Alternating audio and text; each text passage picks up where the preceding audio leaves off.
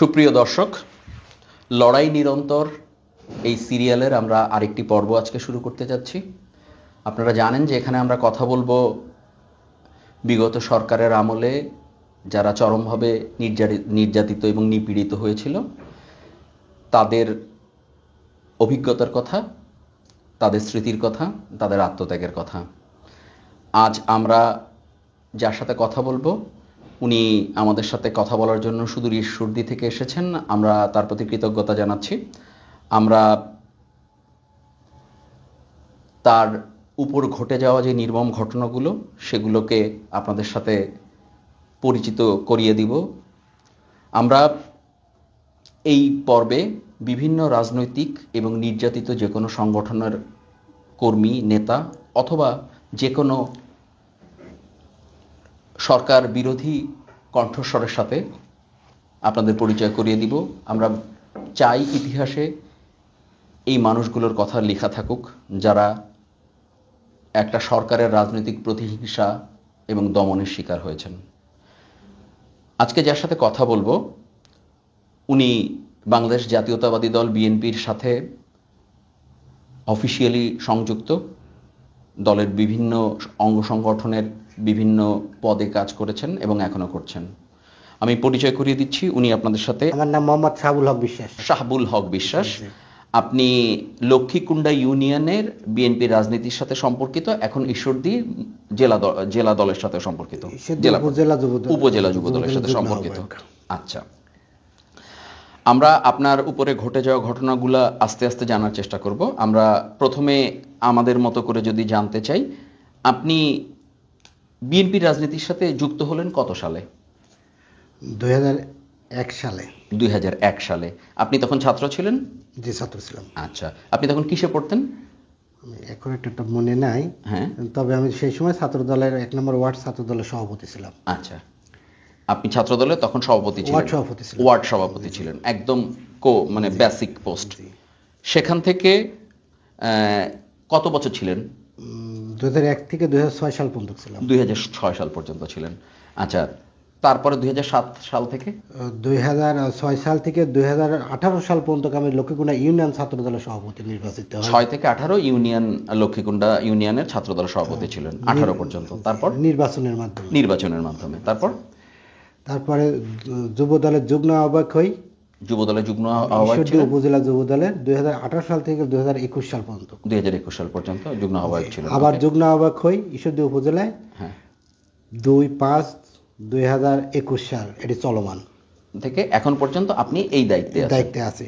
আচ্ছা, আবার আমার লক্ষ্মীকুণ্ডা ইউনিয়নের যুব দলের সদস্য সচিব 22/4/2022 চলমান এখন ওই পোস্টে আছেন, সদস্য সচিব। আচ্ছা, সো আপনি ছাত্র দলের সাথে রাজনীতিতে সম্পৃক্ত হন 2001 সালে। জি, তখন সম্ভবত বিএনপি মাত্র ক্ষমতায় এসছে, মানে বিএনপি সেকেন্ড টার্ম। আচ্ছা, বিএনপি 2006 পর্যন্ত ক্ষমতায় ছিল। তারপরে 7-8 ছিল তখনকার তত্ত্বাবধায়ক সরকার, মঈনুদ্দিন ফখরুদ্দিন সরকার। আপনার উপর মূলত রাজনৈতিক হামলা অথবা নির্যাতনটা শুরু হয় কত সাল থেকে? আমি ওই 2006 সাল থেকে সভাপতি হওয়ার পর থেকে শুরু হয়ে যায়। 2006 সাল থেকে হয়, তখন জাস্ট বিএনপি ক্ষমতা থেকে চলে যায়। তখন তো তত্ত্বাবধায়ক সরকার আসে। তখন এই তত্ত্বাবধায়কের পর মানে 8-এর পর, তাহলে তত্ত্বাবধায়ক 7 এবং 8 এই 2 বছর ছিলেন। 8-এর শেষের নির্বাচনে বিএনপি ক্ষমতায় আসে। 8-এর শেষে ক্ষমতায় আওয়ামী লীগ আসে এবং 9 থেকে আসলে আওয়ামী লীগ ক্ষমতাটা টেক ওভার করে। 9, 10, 11 এই 3 বছর প্রাথমিকভাবে আওয়ামী লীগের অত্যাচার তুলনামূলকভাবে কম ছিল। মূলত 11 সালে যখন তত্ত্বাবধায়ক সরকারটা সংবিধানের থেকে উঠায় দেওয়া হলো, তখন থেকেই আর কি মূলত এর বিরুদ্ধে বিএনপি আন্দোলন শুরু করে। সো মূলত এই প্রবলেমগুলো শুরু হয় 11 সাল থেকে। হ্যাঁ, 8-9 থেকে শুরু হয়, কিন্তু 11 সাল থেকে এটা ভয়ঙ্কর অবস্থা শুরু হয়। আপনার উপরে মোটামুটি আওয়ামী লীগের এই হামলা দমনটা শুরু হয় কত সাল থেকে? অ্যাকুরেট তারিখ 8/3/2016। হ্যাঁ, একদম এক্স্যাক্টলি তারিখ দরকার আমাদের পড়বে না, আমরা আলাপ করব জিনিসটা নিয়ে। আচ্ছা, 2016 সাল থেকে আপনার উপরে মূলত মানে শক্তিশালীভাবে এই সমস্যাগুলো শুরু হয়। আছে, তখন আপনি কি পোস্টে ছিলেন? তখন লক্ষ্মীকুণ্ডা ইউনিয়ন ছাত্র দলের সভাপতি ছিলেন। তখন লক্ষ্মীকুণ্ডা ইউনিয়নের ছাত্র দলের সভাপতি ছিলেন। আচ্ছা, আপনার সেই সময়ে প্রথম সমস্যাটা কিভাবে শুরু হয়? প্রথম সমস্যাটা আমাকে দল থেকে রিজাইন দিতে বলে। কেন রিজাইন দিতে বলে? আমি ওখানে যেভাবে আমার তরুণ এবং নতুনদের নিয়ে ছাত্র রাজনীতিতে মানে আগানোর জন্য চেষ্টা করছি, এটা ওখানকার স্থানীয় আওয়ামী লীগালারা আমাকে দৃষ্টি নেয় যে এ যদি এইভাবে রাজনীতি করে তাহলে তো আমার আওয়ামী লীগ এখানে টিকবে না, বা আওয়ামী লীগ থাকবে না। আচ্ছা, আওয়ামী লীগ দুর্বল হয়ে যাবে, তারা চ্যালেঞ্জ মনে করতেছিল, চ্যালেঞ্জ মনে করছে। আচ্ছা, তার কারণও আছে ওখানে। আমার মনে আছে 2016 সালে, এখন একটা মনে নাই, তখন ওখানকার এমপি ছিলেন শামসুর রহমান শরীফ ডিলু। আচ্ছা, ওখানে একটা মডেল স্কুল বলে একটা স্কুল ছিলেন, ওই স্কুলে তিনি একটা প্রোগ্রাম করছিলেন। আচ্ছা, আমি দেখলাম যে আওয়ামী লীগ যখন একটা প্রোগ্রাম করলো তাহলে তো আমার ছাত্র দলের একটা প্রোগ্রাম করতে হবে। আচ্ছা, তখন আমি ওখানে একটা প্রোগ্রাম নিই, প্রোগ্রামের নাম দিই ছাত্র দলের মিলন মেলা। আচ্ছা, মানে হুট করে একটা প্রোগ্রাম নেবো মনে করলে এরকম এটা দিয়ে সব পুরাতন ছাত্র এবং নতুন ছাত্র দিয়ে একটা মিলন মেলা দিলাম। দেওয়ার পরে এটা ওখানে যে আওয়ামী লীগের সমাবেশের লোক হয়েছিল তার 3 ডবল লোক আমার হয়েছিল। আচ্ছা, এইটা সবার দৃষ্টি গেছিল। আচ্ছা, যাওয়ার পরে তখন আমাকে বলছে যে কি তো আগে সাইজ করতে হবে। আচ্ছা, তখন আমার উপর একের পর এক কেস এবং হুমকি ধামকি দেওয়া শুরু করে। কি ধরনের কেস দিত? ধরেন একজনের বাড়িতে ওরাই আগুন ধরা দিতেন, আচ্ছা, দিয়ে আমার নাম দিতেন, আমার আব্বার নাম দিতেন, সবচেয়ে খারাপ লাগতেন আমার মুরব্বী আব্বার নামটা দিতেন। আপনার আব্বার নামও দিতেন? এই জায়গায় খুব খারাপ, মানে ওনাকেও কোর্টে হাজিরা দিতে হতো? কোর্টে হাজিরা দিতে হতো। এই একটা জিনিস। আর একটা মানে জঘন্য কাজ ছিল, সেটা হচ্ছে সেই কেসে আমি আসামি হয়েছিলাম না, তখন আমি সবেমাত্র রাজনীতি শুরু করছি। আমার ভাইরা তখন রাজনীতি করতেন। দেশে যে মানে ধর্ষণ করতে গেছেন বা ভাইরা, কিন্তু আব্বাক সঙ্গে করে গেছেন। আচ্ছা, ভয়ঙ্কর ব্যাপার, খালি ভয়ঙ্কর ব্যাপার, সামাজিক প্রচন্ড লজ্জার বিষয়। এটা কিন্তু সম্ভব না, কেউ কিন্তু ছেলে বাপের সঙ্গে করে যায় না, এটা একদম জঘন্য বিষয়। এইসব জঘন্য বিষয়গুলা আওয়ামী লীগালারা করতেন। আচ্ছা, তার মানে তারা নানা রকম কেস দেওয়া শুরু করলো এবং হুমকি ধামকি দেওয়া শুরু করলো। হুমকিগুলা কি ধরনের দিত? হুমকিগুলা দিতেন যে তুই যদি ছাত্র দল থেকে রিজাইন না দিস, ঠিক আছে, তোকে একদম মারিয়ে একদম শেষ করে দেবো, হাত পা ভাঙে লুলা করে দেবো, তোর বাড়ি ঘর জ্বালাই দেবো।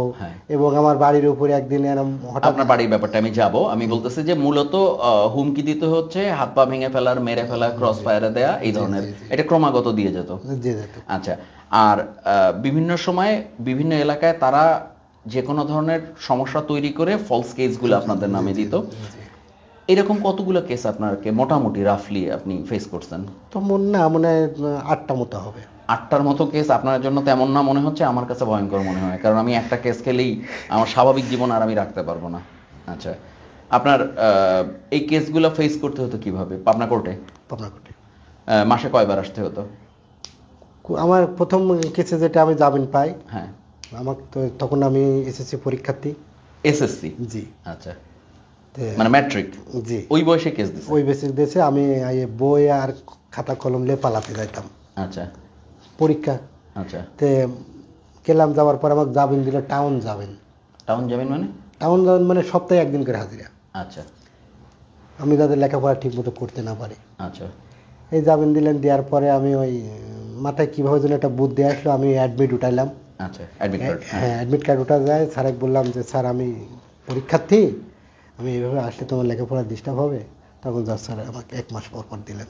আচ্ছা, এটি কি জাজের কাছে, জাজ সাহেবের কাছে উকিলের মাধ্যমে দিয়ে, উকিলের মাধ্যমে রিকোয়েস্ট দিলেন? আচ্ছা, তখন মাসে একবার হাজিরা? এর আগে সপ্তাহে একবার হাজিরা ছিল। এটা কতদিন চললো? ওটা 2টা তারিখ ছিল।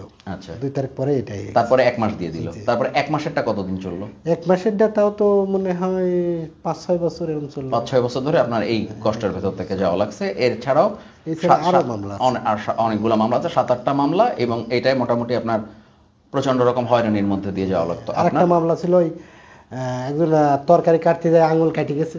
হ্যাঁ, এক আওয়ামী লীগের বোর। হ্যাঁ, ওই পাশে সাবুলের বাড়ি দিয়ে কেস করে, ওই কেসও দিয়ে দিয়েছে? কেস দিয়ে দিয়েছে। এইরকম আর কি কি কেস ছিল আপনার নামে? তারপরে ওই ধরেন ঘরে আগুন ধরাই দিয়েছে ওরা নিজেরাই, ওই কেস দিচ্ছে? হ্যাঁ, আমি একটা কেসে জামিন নিলাম, নিয়ে পরে সবে মাত্র বাড়ি ঢুকছি। বাড়ি ঢোকার পরে এখন দেখে আব্বা ডাকছে, তুমি কই? আব্বা তুমি ভিতরে আছে। ঠিক আছে, বাড়ি দেখছি জ্বালা যাচ্ছে, আগুন ধরছে। আমি ওসি স্যারকে ফোন দিলাম, বললাম স্যার আমি তো এই মাত্র জামিন হয়ে বাড়ি ঢুকলাম, আর ওরা দেখেন এই কাহিনী করছে। তো বললাম আমি কি ফায়ার সার্ভিস পাঠাবো? তো ওরাই আবার পানি টানি রেডি ছিল, দিদি আবার পানি টানি ঢাল দিয়ে নিভাই দিল। তো তাই সারেকার ফোন দিলাম যে উড়াই পানি টানি ঢালিয়ে নিমাইতেছে, এমন হয়রানি করে। আচ্ছা, তো এরকম নানা রকম অদ্ভুত অদ্ভুত মামলা দিয়ে মোটামুটি আপনাকে একটা বিপর্যস্ত জীবনের মধ্যে নিয়ে গেল। তখনও আপনি লক্ষ্মীকুণ্ডা ইউনিয়নের ছাত্রদলের সভাপতি থেকে আপনি পরে উপজেলাতে আসলেন। উপজেলাটার নাম কি? ঈশ্বরদী উপজেলা। ঈশ্বরদী জেলার মধ্যে, ঈশ্বরদী তো উপজেলা না, পাবনার অন্তর্গত। ঈশ্বরদী উপজেলার আপনি ছাত্রদলের যুবদলের যুগ্ম আহ্বায়ক হলেন।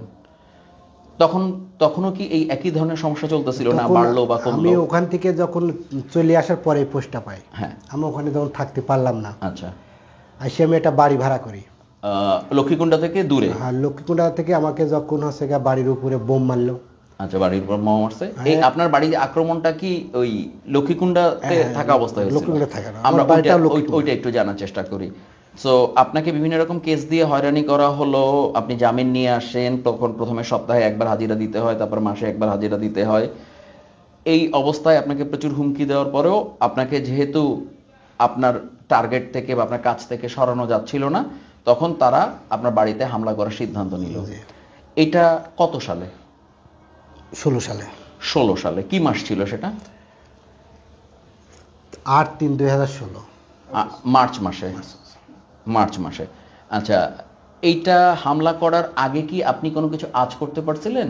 হ্যাঁ, ওরা আমাকে বলছিল যে দল থেকে রিজাইন দেওয়া হোক। আচ্ছা, না হলে হামলা করবে, আপনি এরকম একটা ভয় পাচ্ছিলেন? তো ভয় পাওয়ার পরেও আপনি দল থেকে রিজাইন দেন নাই কেন? আমি জিয়াউর রহমানের আদর্শ ভালোবাসি, এই জন্য দল থেকে রিজাইন দিই। আরো অনেক লোক তো জিয়াউর রহমানের আদর্শ ভালোবাসে, তাদের তো হুমকি দিলে পালায় যাবে। কিন্তু আমার বিষয়টা অন্যরকম। আপনার বিষয়টা অন্যরকম। আপনি কি মনে করেন এটা জিয়াউর রহমানের আদর্শ শুধু ছিল, নাকি এটা বাংলাদেশে একটা অসম্ভব স্বৈরাচারী, একটা ফ্যাসিস্ট দানব টাইপের একটা দল দেশের ক্ষমতা দখল করে আছে অন্যায়ভাবে, তাদের সরানোটাও এটাও আপনার প্রতিজ্ঞার মধ্যে এইটারও একটা অংশ ছিল? আপনারা যখন আক্রমণ করা হয় আপনার বাড়িতে, দিনে না রাতে? রাতে। কয়টার দিকে? রাত 8টার দিকে। 8টার দিকে। কতজন ছিল যারা আক্রমণ করতে এসেছিল? প্রথমে আসে 3টা ছেলে 2 দিন আগে। হ্যাঁ, প্রথমে একটা বোম মারলো। বোম মারছে। আমি মনে করছি ফটকা ফোটাচ্ছে ছেলে পেলে, একটা বিষয় না, আমি উঠছি না। হ্যাঁ, তারপর আব্বা ডাকলো, ডাকার পরে ওই বারান্দায়, আমার এবার গ্রামে বাড়ি, বারান্দা থাকে। হ্যাঁ, তো 2 ঘর মিলে একটা বারান্দা। আচ্ছা, হ্যাঁ। আব্বা আছে, ভাই আছে, আমি আছে, চেয়ার নিয়ে বারান্দা বসে কথা বলছে যে কি ব্যাপার, কোনো কিছু হবে নাকি? পরপর 3টা বোম মার দিল আরো। আচ্ছা, তখন এসে উঠানে পড়লো। আচ্ছা, উঠানে যখন ভাই বলছে যে ঘরের মধ্যে যা, বলে জানা বাড়ি ঢুকে পড়তে পারে। বাড়িটারে চলে গেল। তখন আর ওই 4টা না 5টা মারছিল, এর আমি মারার পরে আর ওই দিন চলে গেল। চলে যাওয়ার পর আমার একটা ব্যবসা প্রতিষ্ঠান ছিল কৈকুণ্ডা ফকির মার্কেটে, সার্ভিসের, তখন আমি ব্যবসা করি। আচ্ছা, তো যাবো কি যাবো না, রাস্তায় অ্যাটাক করবে এরকম একটা ভয় লাগছে। আমার একটা ভাই ছিল, টেবিল তোকে আমি আগা দিয়ে আসি, মারতে লাগলেই আমি ঠেকাবো এরকম একটা বিষয়। তো ভাই দেখ আমাকে নামার দিয়ে আসলো, নামাটা দিয়ে আসলো, আসি বাড়ি ঢুকলাম। 2 দিন পরে 4টার দিকে একটু আমার ওই দোকানে বসে আছি, এক লোক যায় বলছে আজ কিন্তু তোমার বাড়ি ঘর লুট হবে। অলরেডি বলে দিয়েছে? হ্যাঁ। আমি বললাম আমার খুব ভালোবাসে, আমার দোকানের কাস্টমার। চাচা আপনি নিউজ কোথায় পেলেন? তো কোথায় পাই তুমি বোঝোই, এইটুকুই করলাম, তুমি সতর্ক হও। তো ভাই ফোন দিলাম, ভাই আমাকে এসে নিয়ে গেল, চলে গেলাম। আমার বিষয় যে বাড়িতে কেউ যাবে না, আমি তো ক্ষতি করি নাই কারোর, পারলে উপকার করছি, না করলে ক্ষতি করি নাই। তারপরে এরকম চলতে 8টার দিকে আমার বাড়ির উপরে প্রথমে ইট মারল। আচ্ছা, টিনের চাল। হ্যাঁ, গ্রামের বাড়িটি একটা ঘর টিন ছিল, ওই ঘরটায় ইট মারল, শব্দ হলে আমি মনে করছি যে ঘটনাটা কিছু হবে। আব্বা আমাকে এসে বলছেন যে খুন করাও যাবে না, খুন হওয়াও যাবে না। আচ্ছা, খুন করলেও লস, খুন হলেও লস। বাবা আমার অনুরোধ, এই দুটি তুই করিস নি। এই কথা করতে করতে আমার 3 ভাই ধাক্কাতে লিজা এক রুমের মধ্যে আব্বা নিয়ে গেল। লিজা তিনি বাইরে দরজা লাগাই দিয়ে রুমে থুয়ে দিয়ে নিজে বাইরে দাঁড়া থাকলেন। অনেক সাহসী উনি। ঠিক আছে, দাঁড়া থাকলেন। এবার আমি তখন ভাবছি যে আমার ওই রুমে তো আমার মেয়ে আছে, ছোট মেয়ে, তখন মনে হয় বয়স 1 বছর কি 2 বছর এমন হবে, আমি যে রুমে থাকি ওই রুমে তো ঢুকবে আগে টার্গেট করবে আমায়। আমি টেকে করে আব্বা করলাম যে আব্বা আমার মেয়ে তো ওই রুমে শুয়ে আছে। তখন মেয়ে যাই উঠালে আসলাম, লেখে এই রুমে লেখলাম। কিছুক্ষণ পরে ওই জানালা ভাঙি ওরা ওই রুমের ভিতরে ওই যে আমার ওইদিকে যে বল্লভ যাতে থাকে ওইটা মারেছে। আচ্ছা, মানে মশার দেওয়া ছিল, মশার টশার চাদর মাদর দিক কানা হয়ে গেছে। পরের দিন সকালে আমি দেখলাম এই সিন। আচ্ছা, মানে জানলা দিয়ে বল্লম মারছে। এখন আমার মেয়ে যদি ওখানে থাকতেন কি হতেন আল্লাহ পাকে ভালো জানে। খুব স্বাভাবিক দুর্ঘটনা করতে, ভয়ঙ্কর দুর্ঘটনা। এবার ধরেন সারা রাত এরকম চলতে থাকলো, একবার এসে গরু নিয়ে যায়, একবার এসে ছাগল নিয়ে যায়, একবার এসে মুরগি নিয়ে যায়। কতজন মানুষ হতে পারে এরা? ওইটা আমি যাতে বুঝলাম মিনিমাম 50 জন। 50 জন। আমি এবার রাত্রে 8টা-9টার দিকে শুরু করলো এরা, চললো কত রাত পর্যন্ত? সকাল পর্যন্ত করছে। সকাল পর্যন্ত মানে পর্যায়ক্রমে একটু পর পর একসাথে সবাই আসতো না এক এক গ্রুপ করে আসতো? গ্রুপ করে আসতেন। আচ্ছা, ওরা যখন আসেন তখন তো ওই যে আমাকে আটকা ফেলছে আব্বা। আচ্ছা, আমাকে তো বের হতে দিন, আমি ওই বাইরে কি হচ্ছে কি সমস্যা দেখতে দিচ্ছে না। আচ্ছা, এবার আমি মনে করলাম তাহলে আমি তো একটু ওসি স্যারে ফোন করি, আমাকে হেল্প করে কিনা। আমি ফোন করলাম, প্রথমে ধমকের সুরে বলছে তুমি কে বলছো? আচ্ছা, স্যার আমি অমুক বলছি। কি হয়েছে? আমি বললাম যে এই কাহিনী আমার পারে অমুক অমুক অমুক এই আওয়ামী লীগের সভাপতি নজু এই সেই বলে আমি বর্ণনা দিলাম। তো কাছে আমার ফৌজ তো এখন নাই, যাইতে পারছে না, আচ্ছা দেখি কোথায় থেকে পাঠাতে পারি কিনা। কিছুক্ষণ পরে 2টা পুলিশ একটা চেন দিলে গেল, আমার বাড়ি থেকে একটু ফাঁকে থামছে। আচ্ছা, থামার পরে আওয়ামী লীগের লোকজনে ডাকছে, ডাকার পরে আমার বাড়িতে কিভাবে যাবে কি করবে ওর একটা গাইডলাইন লেগছে। আচ্ছা, ওখান থেকে সিদ্ধান্ত হচ্ছে দেখছে যে ওকে যায় কিছু গাঁজা সংগ্রহ করে নিয়ে যাও, বিছানের নিচে দেউক ধরে নিয়ে যাও। আচ্ছা, এবার ওই পাশের যে বাড়িটা ওই বাড়ির ওই মহিলাটা আমাকে অত্যন্ত ভালোবাসতেন। আচ্ছা, ও বলছে বাবা তোকে তখন ধরে নিয়ে যাবে, ফোনে বলছে। আচ্ছা, তোকে কিন্তু ধরে নিয়ে যাবে এরকম পরিকল্পনা হচ্ছে, তুই সেফ হও, তোর ডাকাতি হচ্ছে আমরা দেখছি, আবার তোকে কিন্তু আবার পুলিশ ধরে নিয়ে যাবে। তখন আমার বড় ভাই ছেলে আল মাহমুদ আলী নাম, ও তখন টাচ ফোন ব্যবহার শুরু করেছে। আচ্ছা, আমি বললাম যে পুলিশ যখন ঢুকবে পিস তুমি থাকবা আর ভিডিও রানিং রাখবা। আচ্ছা, ঠিক আছে? পুলিশ যাতে বুঝতে না পারে তুমি ভিডিও রানিং করছো। তো বলি কাকা ঠিক আছে। পুলিশ ঢুকলেন, এবার যাই সর্বপ্রথম আমার ওই যে ঘরে আমি থাকি ওই ঘরে আমার এই জাজিম গদি বলে, জাজিম গদি উঁচি করছে। বুঝতে পারছি। কারণ বড় ভাই একটু মানে সাদাসিধে মানুষ, ও বলছে স্যার আপনি আসছেন আমার হেফাজত করতে, জাজিম গদির নিচে কি দেখছেন, বিষয়টা কি? তখন বুঝতে পারছিলেন না অ্যালার্ট। তখন আর বলছে তো সাবুল কই? তো ছাত্র দলের সভাপতি যে সাবুল কই? মানে আব্বা বলছেন যে কে যখন বাড়ি পার আক্রমণ হলো তখন এই পিছনের দরজা দিয়ে মারলো দৌড়, আর কোন দিক গেল তো আমরা তো বলতে পারছি না। আচ্ছা, তখন কিন্তু আব্বা আমাকে মই দিয়ে ওই টয়লেটের আমার গ্রামের আবার ছাদ থাকে, ওই ছাদের উপরে ছোট্ট একটা দরজা থাকে, আমি উঠবো না জোর করে ভিতরে তুলে দিয়ে আটকা দিলেন ওই ভিতর দিয়ে মই হেঁটা দিলেন। আর পুলিশকে বুঝালো যে আমার ছেলে বাড়িতে নাই, ওটা যে রাজনীতি করে সে বাড়িতে নাই। এবার পুলিশ চলে গেলেন, যাওয়ার পরে আসি কিছুক্ষণ পরে আমার গরু বাছুর ছিল এগুলা নিল, কম্পিউটার ছিল নিল, তারপর ঘরের জিনিসপাতি কিছু রাখছিল না। আচ্ছা, কম্পিউটার ছিল, ঘরের জিনিসপত্র এগুলো সব নিল। এটা কি পুলিশ নিল না না ওই আওয়ামী লীগের লোক? আওয়ামী লীগের ক্যাডার বাহিনী। আচ্ছা, তার মানে আপনাদের 3 ভাইকে আপনার বাবা একটা ঘরে আটকায় রাখছিল। যখন আপনাদের কাছে ফোন আসলো আক্রমণের সময় যে এখন আপনাকে কোনো মাদক দিয়ে অ্যারেস্ট করে নিয়ে যাওয়া হবে, তখন আপনার বাবা আপনাকে টয়লেটের উপরে ছোট যে ঘরটা সেটার মধ্যে রেখে তালা দিয়ে মই সরায় নিয়ে ওদের বললো যে দৌড় দিয়ে আপনি চলে গেছেন এবং সারা রাত ধরে এরা লুটপাট করলো। আচ্ছা, আপনাদের পুলিশ চলে যাওয়ার পরেও কি লুটপাট হয়েছে? পুলিশ ওই অবস্থায় কোনো কিছু করলো না, আপনাদের সেফটির জন্য কোনো কিছু করেনি, কোনো ফোর্স আর দিল না? ওরা মূলত আসছিল আসলে আপনাকে একটা মাদকের অজুহাত দিয়ে ধরে নিয়ে যেতে। আচ্ছা, তারপরে আপনি ওইখানেই থাকলেন, আপনাদের অন্য 2 ভাইয়ের কি অবস্থা হলো? আচ্ছা, ওখানে থাকতে আমি যখন আমাকে ওই ঘটনা রাইতে ঘটলো, আমার সবাই বলছে যে ফোনে ওই সময় বলছে যে ঘর থেকে বের হইসনি, বের হলে কিন্তু মেরে দেবে। আচ্ছা, মানে ওদের আসলে মেরে ফেলার উদ্দেশ্য ছিল। আমাকে মামার যেসব আত্মীয় স্বজন ছিল বা যারা যোগাযোগ করছে, ফোনে ফোনে যোগাযোগ করছে যে বের হলি তোকে মেরে ফেলবি, তুই ঘরের ভিতরে থাকবো, মেরে ফেলি, ঘরের ভিতরে মেরে ফেলুক, এইরকম অবস্থা, এমন অবস্থা। তখন যখন এই ভোর হলো, আজান পড়লো না। এর আগে আমি একটু জানতে চাই যে আপনাদের টোটাল লুটপাট কি পরিমাণ ছিল, মোটামুটি কি কি জিনিস? আপনি বললেন কম্পিউটারের কথা, জিনিসপত্রের কথা, আর স্বর্ণ ছিল। স্বর্ণ, এগুলো লুট করছে। কত বড়ি হতে পারে ওটা? আনুমানিক অ্যাকুরেট বলতে পারবো না, ঠিক আছে। মানে ডাকাতির মতো হয়েছে, ডাকাতির মতো। আর ধরেন টিভি বা অন্য অন্য প্রকারিজ থালা, মানে চীনামাটির বাসন কোসন থেকে শুরু করে একটা বাড়িতে অনেক জিনিস থাকে, ফ্রিজ ট্রিজ এগুলো নিয়ে গেছে, ফ্রিজও নিয়ে গেছে, বাসন কোসনও নিয়ে গেছে, বাসন কোসন নিয়ে গেছে, মানে কিছুই রাখে নাই বাড়িতে। এটা আমার দাদার আমলে যে চৌকি বলতেন, চৌকি, হ্যাঁ হ্যাঁ হ্যাঁ, ঠিক আছে, একদম নরমাল জিনিস, হ্যাঁ একদম নরমাল, খড়ি ছাড়া কিছু ব্যবহার না। তবু আব্বা বলতেন আমার হাসে গা, আব্বার হাতের হাসে গা, এই জিনিসটা স্মৃতি হিসাবে একটা ঘরের ভিতরে রাখতেন, ওটাও নিয়ে গেছিল। মানে বাড়ির সমস্ত কিছু নিয়ে গেছে, সমস্ত কিছু নিয়ে গেছে, ফার্নিচার, বাসনপত্র, স্বর্ণ, টাকা পয়সা, ইলেকট্রনিক্স এর জিনিস, মানে কিছু রাখে নাই। তারপরে পরের দিন আবার হচ্ছে দিনের বেলায়, পরের দিনের বেলা আমার তো বাগান বাড়ি, হ্যাঁ ঠিক আছে, বাঁশ বাগান। এর আগেও একবার আওয়ামী লীগ প্রথম গভর্নমেন্ট ক্ষমতায় এসে লুট করছিলেন, দিনের বেলায় করছিলেন। আচ্ছা, তারপর ওই বাঁশ বাগানটা টোটাল লুট করছে, সব বাঁশ নিয়ে গেছে। নিয়ে গেছে। ওরা কিভাবে নিয়েছে? এত বাঁশ কেটে কেটে কেটে নিয়ে গেছে, আর মানে ট্রাক দিয়ে নিয়ে গেছে বা ভ্যান দিয়ে নিয়ে গেছে, বিভিন্ন ভাবে নিয়ে গেছে। তখন কি প্রশাসনে হেল্প চাইছেন? হেল্প চাই, পায় নাই, কিচ্ছু করে নাই, পায় নাই।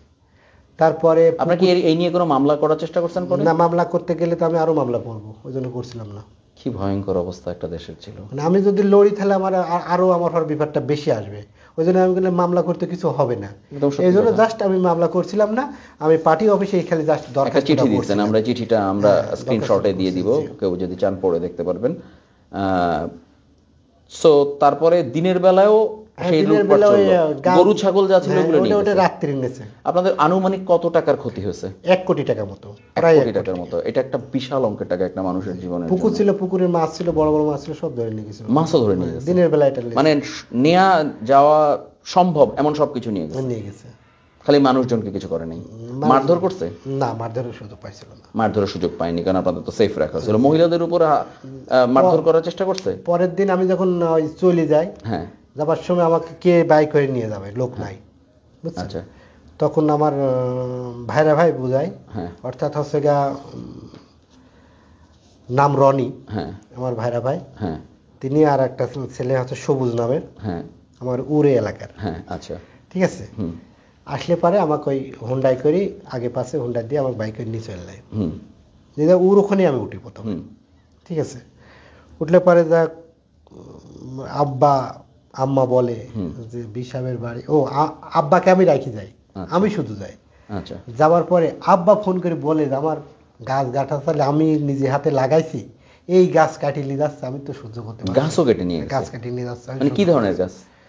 ইপিলিকির গাছ ছিল, মেহগুনির গাছ ছিল, কাঁঠাল গাছ ছিল, জাম গাছ ছিল, তারপরে আপনি একটা বাড়ির বাগানে যেসব গাছ থাকে বিভিন্ন কোয়ালিটির গাছ, আম গাছ ছিল।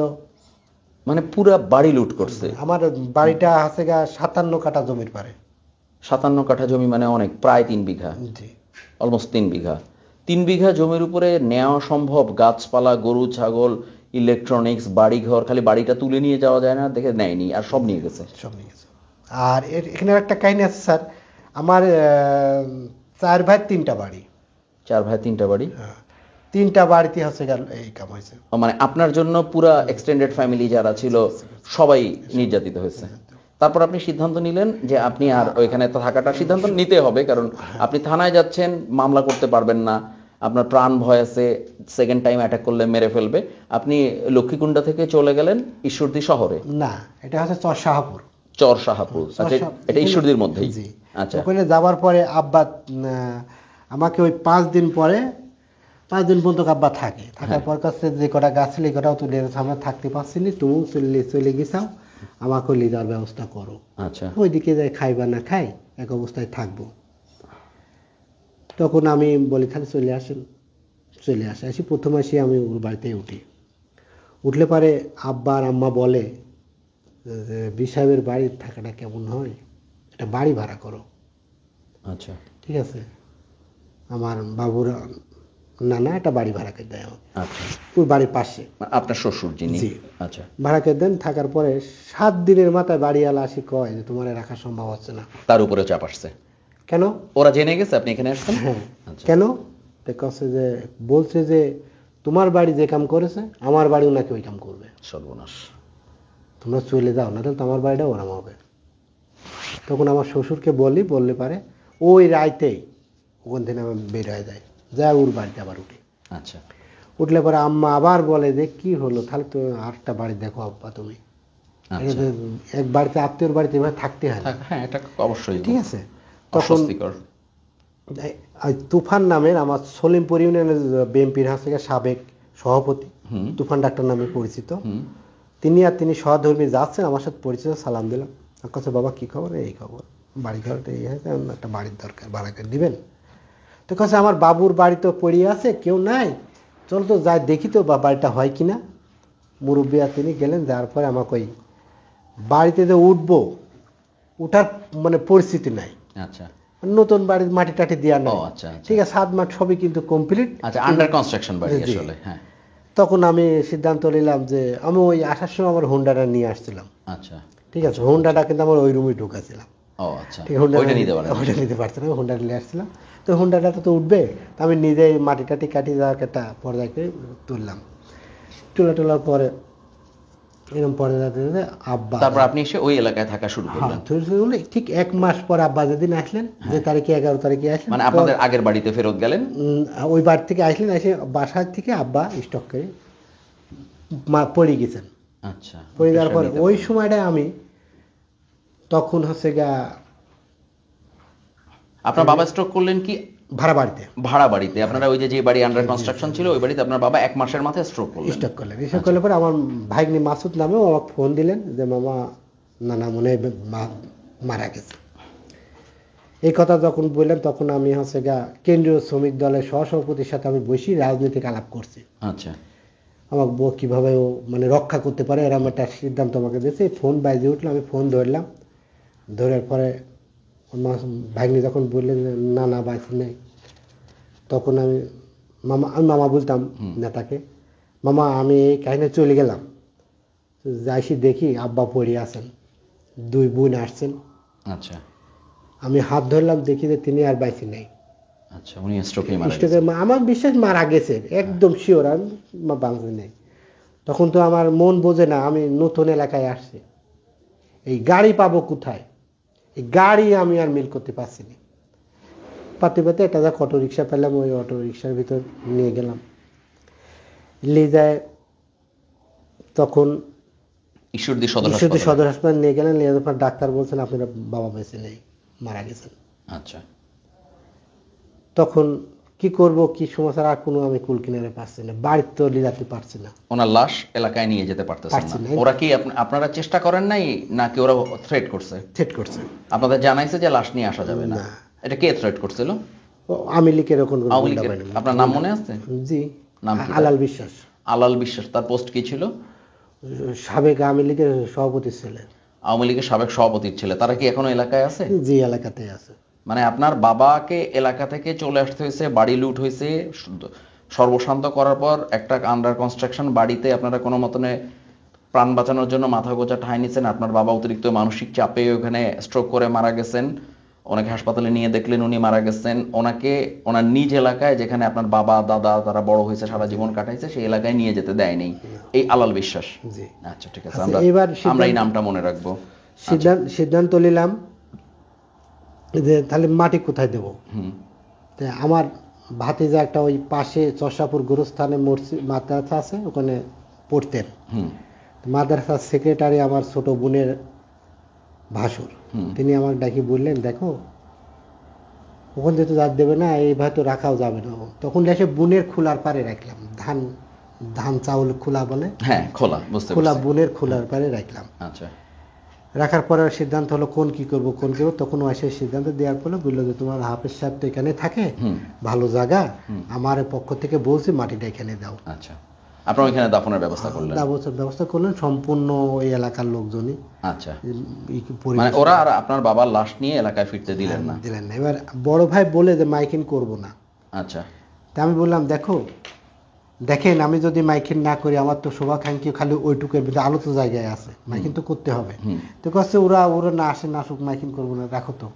মানে ওনার মৃত্যুর খবরটা মাইকিং করে জানাতে যাচ্ছিলেন? চাচ্ছি, কিন্তু বড় ভাই দিবে না, মানে গেলেই ডিস্টার্ব করবে। হ্যাঁ, ভয় পাচ্ছে। তবু না শুনে আমি পাঠাইছিলাম, হ্যাঁ, গাড়ি দিয়ে পাঠা দেওয়ার পরে তখন ওরা ওই রামদাওটা নিয়ে মাইকিং ঘুরাই দেয়। আচ্ছা, মাইকিংও করতে দেয়নি, মানে মৃত্যুর সংবাদ এলাকার লোককে জানাতেও দেয়নি, রামদাও নিয়ে তাড়া করছে। তখন আমাকে ফোন করে বললো, ভাইয়া মাইকিং তো করতে দিচ্ছে না। আচ্ছা, তাই বললাম মাইকিং ওই এলাকার দরকার না, তুমি চলে আসো। আচ্ছা, তখন চলে আসে। আসার পরে আমি বললাম ওই এলাকার দরকার নেই, এই এলাকা দিয়ে মাইকিং টাইকিং করলো। তারপর ওরা বলছে কে মাটি দিতে যায় লিস্ট করো, কে মাটি দিতে যাবে লিস্ট করো, এদের নামে কেস করা হবে এবং ওর বাড়ির লাগালে এর বাড়িও করা হবে। আচ্ছা, একই কাজের বাড়িতেও করা হবে? ওইটাও করা হবে, যে মাটি দিতে যাবে তাও করা হবে। মানে অন্য এলাকায় মাটি দিবে, তাও মাটি দিবে। একটা মুসলিম মানুষ মারা গেছেন, তাকে তো মাটি দিতে হবে, কেউ না কেউ তো মাটি দিবে। মানে এলাকার লোক মাটিও দিতে পারবে না অন্য এলাকায় যে। তখন ওখানকার বাচ্চা নামে একটা লোক ছিলেন, তিনি ও কথা না শুনে মাটি দিতে আসছিলেন। মেলা লোকে এলাকা থেকে আসছিলেন, সবচেয়ে ও মাটি দিয়ে যাওয়ার পর ওর বাড়ি পর আক্রমণ হয়, তার বাড়িতে আক্রমণ করে। বাড়ি আক্রমণ হয়, কিন্তু বিভিন্নভাবে কৌশলে ওরা এটা সেভ করছে। আচ্ছা, আওয়ামী লীগের লোকজনের ধরে এটা সেভ করে ভয়াবহ অবস্থায় যেতে দেয়নি, আপনাদের বাড়ি সেভ করছিল। এটা তো 16 সালের ঘটনা, রাইট? জি। আচ্ছা, তাহলে 16 সালের পরে ওই এলাকায় কি এরপরে এই 5 তারিখে সরকার পালায় যাওয়ার আগ পর্যন্ত আমি যাইতাম না? আপনি এলাকায় আমি শুধু ওই লক্ষ্মীকুণ্ডা বাড়িতে যাইতাম না, কিন্তু রাজনীতির জন্য আমি বাড়ি বাদে লক্ষ্মীকুণ্ডা টোটাল ইউনিয়ন বিচারণ করতাম। বাড়ির ওই এলাকার ছাড়া আপনি প্রত্যেকটা এলাকায় গেছেন, কিন্তু আপনি নিজের বাড়িতে এই প্রায় 8 বছর আপনি যেতে পারেন? আমি আমার ওই যেদিন আমি হুন্ডা নিয়ে বের হয়ে আসি, আগে পাশে গাড়ি দিয়ে আমাকে নিয়ে আসি, সেদিন আমি নিয়াজ করছিলাম এই খুনি হাসিনা যে বিদায় যতদিন এই বাংলার মাটিতে হবে না ততদিন আমি এই বাড়িতে প্রবেশ করব। এটা আপনার শপথ ছিল, আপনার নিজের সাথে নিজের শপথ ছিল। আপনি প্রথম বাড়ি ফিরলেন কবে? প্রথম বাড়ি ফিরেছি এই 8.5 বছর পরে। না, কত তারিখে? 5 তারিখে সরকার পালায় গেল, হাসিনা পালালো। পড়ার পরে আমি 1 মাস পরে বাড়ি যাওয়ার একটা টার্গেট নিই। আচ্ছা, টার্গেট নেওয়ার পরে আমার বন্ধু বান্ধব এবং রাজনৈতিক শুভাকাঙ্ক্ষীরা বলে তুমি যাবো, আমার নিয়ে যাবো। আচ্ছা, ওই এলাকার লোক বলে তোমার কাছে নিয়ে যাবো। আচ্ছা, লক্ষ্মীকুণ্ডার লোক বলে। আর এই এলাকার লোক বলে আমি যাই তোমারে রাখি আসবো। আচ্ছা, আপনি কেন 1 মাস পরে গেলেন, কেন সাথে সাথে যাননি? আমি সাথে সাথে যাই নাই এই কারণে, আমি যদি ওই সময় যাইতাম আবেগের বসে হইতে আমি ঠেকাতে পারতাম না, হয়তো 20-25টা বাড়ি পুড়া দিত। আচ্ছা, আমি রাগ করতে করতে পুড়ে যেত। আচ্ছা, কিন্তু দোষ হতো যে সাবল পুড়াই দিল বা বিএনপির লোকজন পুড়াই দিল। খুব ভালো ডিসিশন ছিল, খুবই চমৎকার একটা। এই জন্য আমি 1 মাস পরে ডেট করি, প্রশংসা করার মতো একটা ডিসিশন ছিল, খুব ভালো ডিসিশন। 1 মাস পরে ডেট করলাম, ডেট করার পরে এখন সবাই যাব ঠিক আছে, কিন্তু হঠাৎ করে দেখছি যে হুন্ডা শোডাউন নিষেধ। আচ্ছা, কেন্দ্রীয় সিদ্ধান্ত। ভালো করছেন, এটা অবশ্য একটা বিএনপির ভালো সিদ্ধান্ত। তখন আমি সবাইকে আমি অলরেডি কালকে যাব আর আজকে এটা আমি এমন হয়েছে। আচ্ছা, তখন আমি ওই কি করব স্বাভাবিকভাবে কয়েকজন মিলে গেলেন। হ্যাঁ, তখন আমি চিন্তা করলাম যে যাব না, ফেসবুকে স্ট্যাটাস দিয়ে দিলাম যে এই কারণবশতে শোডাউন নিষেধ, এই জন্য আমি যেতে পারছি না, পরবর্তী গেলে আপনি জানাবো, স্থগিত ঘোষণা করলাম। আচ্ছা, স্থগিত ঘোষণা করলাম, করার পরে এবার সবাই বলে ভয় চোদনেও আসছে না। আচ্ছা, যায়নি কিন্তু আমি ভালোর জন্য যাইনি, কিন্তু ওরা বলছে ভয় চোদনে আসছে না।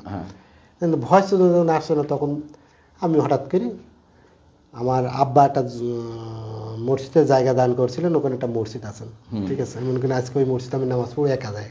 আচ্ছা, ঠিক আছে, একা চলে যায়, নামাজ কালাম পড়লাম, পড়ি দাদার কবর জিয়ারত করছি।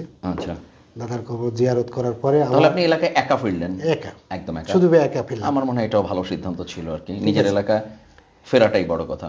তারপরে ওখানে দাদা দাদির জন্য দোয়া করলাম, করার পরে আমি মসজিদ মাদ্রাসার সভাপতি, এখনো রানিং সভাপতি, মনে করলাম মাদ্রাসায় 8.5 বছর ঢুকি নাই, আজকে ঢুকবো। আচ্ছা, ভাইকে বললাম মাদ্রাসার চাবিটা নিয়ে আসেন তো। আচ্ছা, এটা সিলেক্ট পাঠালো, চাবি নিয়ে আসলো, আমি আরো লোকজন ছিল, যায় ঢুকে দেখলাম যে খুব কষ্টই লাগলো যে আমি। খুব স্বাভাবিক। এখন আপনার বাড়ির অবস্থা কি? এখন বাড়ির অবস্থা ছাদার ওয়াল আছে, জানলা দরজা নেই। আপনাদের ওই বাড়িতে কি আপনার মা, অন্য ভাইরা কেউ থাকে না?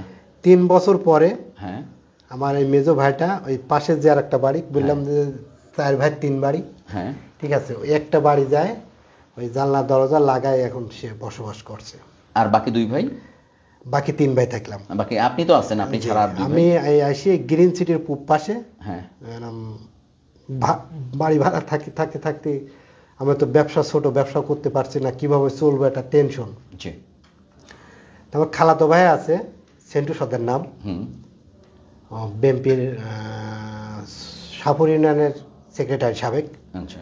ও আর আমি বসে গল্প করতে করতে বলছি যে ভাইয়া এই জায়গাটা কার? তো কচ্ছে যে মন্টুর। দেখা তো জমিটা যদি হয়তো কিনে, ওই জমিটা আপনি কিনে নিলেন। আমাদের ছোট করে আলাপ করতে হবে। আপনি জমিটা কিনলেন, পরে আপনি ওইখানে বাড়ি করলেন। একটা ছোট্ট করে বাড়ি করলেন। ছোট করে বাড়ি করছেন। আপনার 1 ভাই ফিরে গেছে আর 2 ভাই? 3 ভাই আমরা ওখানে আছি। আপনার 3 ভাই এখন ওখানে আছেন। আচ্ছা, এই বাড়ির কি আর সংস্কার করার আপনার সম্ভব হয়নি পরে? না, আমি করবই না। আপনি করবেনই না? না, এটাই আমাদের লাস্ট টপিক। আপনার বাড়ির এই ধ্বংসাবশেষ আপনি এভাবেই রেখে দিতে চান? একটা সরকারের এই ধ্বংসযজ্ঞ, এই জালিম হয়ে মানুষের উপরে যে অবিচার করছে তার প্রতীক হিসেবে? জি, প্রতীক হিসেবে। মানে ওটা জাদুঘরের মতো সংরক্ষণ করতে চান? জাদুঘরের মতো সংরক্ষণ। ওখানে কি সাইনবোর্ড দিয়ে দিবেন? সাইনবোর্ড দিয়ে দেব সব সময়। এইটা আপনার প্রচন্ড রাগ, কষ্ট এবং ঘৃণার জন্য? জি। আচ্ছা, তার মানে আপনার উপর যেটা করা হয়েছে, শৈশব থেকেই আপনি যখন এই দলটার সাথে সম্পৃক্ত হলেন, আপনি যেহেতু দলটাকে শক্তিশালী করছিলেন লক্ষ্মীকুণ্ডায়, সুতরাং তখন থেকে আপনাকে হুমকি ধামকি দিয়ে আপনাকে নিবৃত না করতে পেরে পরবর্তীতে আপনার নামে অনেকগুলো মামলা দেয়, তাতেও আপনাকে যখন থামানো যায়নি, পরে আপনার বাড়িতে নির্মমভাবে হামলা করা হয়।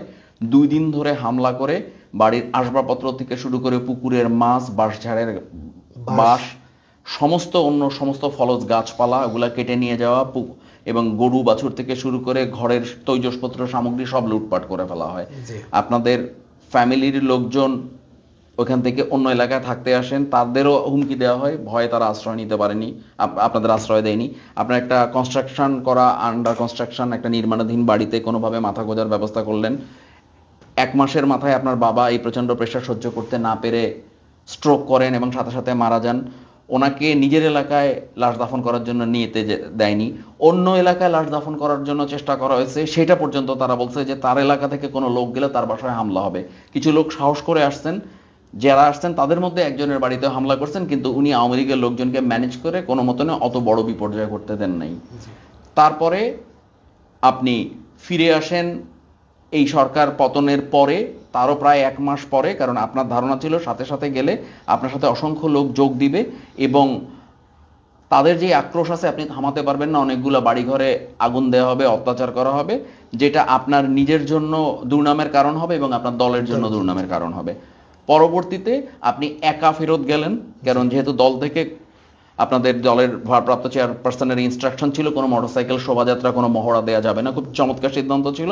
আপনি একা গেলেন, আপনি নিজের বাড়িতে অনেক বছর পর ফিরলেন, 8 বছর পরে মসজিদে গেলেন, মাদ্রাসায় গেলেন, নামাজ পড়লেন, কান্নাকাটি করলেন, কিন্তু আপনার সেই কষ্ট, আপনার বাবা মারা যাওয়ার স্মৃতি, আপনাদের সংসার জীবন তছনছ হয়ে যাওয়ার এই ব্যাপারটা আপনার মাথার মধ্যে আছে। এই কষ্ট থেকে এত বড় একটা সম্পত্তিও আপনি নতুন করে আর ঠিক করতে চাচ্ছেন না। আপনার এই কষ্টের স্মৃতিটা আপনি রাখতে চান সম্পত্তিগুলোর এরকম ধ্বংসপ্রাপ্ত অবস্থায়, যে এইটা একটা মিউজিয়ামের মতো, যে এই বাড়িতে তাণ্ডব চালাইছিল এখানের লোকজন, এবং যারা আপনার উপর এই কাজটা করছিল তারা এখনো এলাকায় আছে? এলাকায় আছে। তারা এখনো গ্রেপ্তার হয়নি? না, গ্রেপ্তার হয়নি। তাদের গ্রেপ্তার করা হচ্ছে না কেন? গ্রেপ্তার আমার পক্ষ থেকে আমি করব না। আপনার পক্ষ থেকে করবেন না, কিন্তু আমরা তো চাই যে এরকম ভয়ঙ্কর অন্যায় যারা করছে তাদের শাস্তি হওয়া উচিত। জি জি। আচ্ছা, আপনি এই প্রচন্ড চাপের মধ্যেও বছরের পর বছর মাথা নিচু না করে, হার না মেনে, আপনার শির দ্বারা শক্ত করে লড়াই করে গেছেন। এটা খুব অল্প মানুষজন পারে। একটা বড় অংশের মানুষকে সামান্য একটু হুমকি দিলেই সে চলে আসে, পালায় যায়, অথবা অ্যাটলিস্ট চুপ হয়ে যায়। আপনার এই অসাধারণ জেদ, এটা আসলে আমাদের এই নতুন যে বাংলাদেশটা তৈরি হলো, আপনাদের মতো এরকম হাজার হাজার লোক, লক্ষ লক্ষ লোক, তারা যে এই ত্যাগটা করছেন, তারা যে হার না মানায় লড়াইটা করছেন, এইটা আসলে ছিল সবচেয়ে বড় প্রেরণা বাংলাদেশের মানুষকে পরবর্তীতে শক্তিশালী হয়ে রাজপথে নেমে দেশটাকে মুক্ত করার জন্য। আজকে হঠাৎ করে জুলাই আগস্টে সরকার বিরোধী যে লড়াইটা হঠাৎ করে ঘটে গেছে, এর পেছনের প্রেক্ষাপট, এর পেছনের রাস্তাটা আপনাদের তৈরি করা। আপনারা যদি তখন আপোষ করতেন, আপনারা যদি হার মানতেন, আপনারা যদি পিছায় চলে যেতেন, কোনোভাবেই এই দানব সরকারকে বাংলাদেশ থেকে সরানো যেত না। আমরা বাংলাদেশের মানুষ আজকে যেই নতুন দেশটা ফিরে পেলাম, এইটার পেছনে যে মানুষগুলোর অবদান আছে, আপনি তাদের মধ্যে একজন। আমরা আপনাদের কৃতজ্ঞতার সাথে মনে রাখব। আমরা যতদিন বাংলাদেশ গণতান্ত্রিক পথে হাঁটবে ততদিন আপনাদের নাম ইতিহাসে লেখা থাকবে। আমাদের কৃতজ্ঞতা আপনাদের প্রতি থাকবে এবং অনুরোধ থাকবে, আবার যদি কখনো দেশ এরকম বিপদের মধ্যে পড়ে আপনারা আবার এরকম সাহস করে দাঁড়াবেন, আপনাদের পাশের মানুষকে সাহস দিবেন, এবং যারা আপনার উপর এবং আপনার পরিবারের উপর এই জঘন্য অন্যায় করছে আমরা প্রশাসনের কাছে আবেদন করি তাদের চিহ্নিত করা হোক, তাদের দৃষ্টান্তমূলক বিচার করা হোক, কারণ বিচারের শাস্তি পেতে হবে। আপনার জীবনের যে কষ্টগুলো গেছে সেগুলোকে হয়তো ফেরত দেওয়া যাবে না, কিন্তু সমাজের কাছে অন্যায় করলে যে বিচারের মুখোমুখি হতে হয় এই নজিরটা থাকবে। আমাদের এই অর্গানাইজেশনের পক্ষ থেকে আপনাকে কষ্ট করে সুদূর ঈশ্বরদী থেকে ঢাকা এসে আমাদের মূল্যবান সময় দেওয়ার জন্য অনেক কৃতজ্ঞতা এবং ধন্যবাদ। আপনি ভালো থাকবেন। খুদা হাফেজ। আসসালামু আলাইকুম।